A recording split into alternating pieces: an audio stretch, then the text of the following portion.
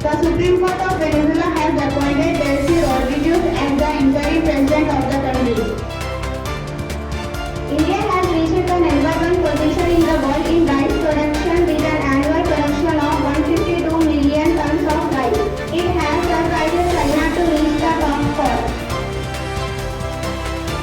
Large-scale fires have been burning since yesterday at an orange drill site in Dr. B.R. Ambedkar Konaseema district of Andhra Pradesh due to a gas leak.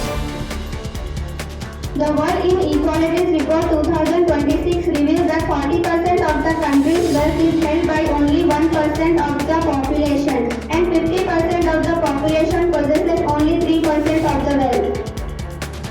The Supreme Court has clarified that if SC, ST, OBC and EBC candidates are ahead in merit compared to others,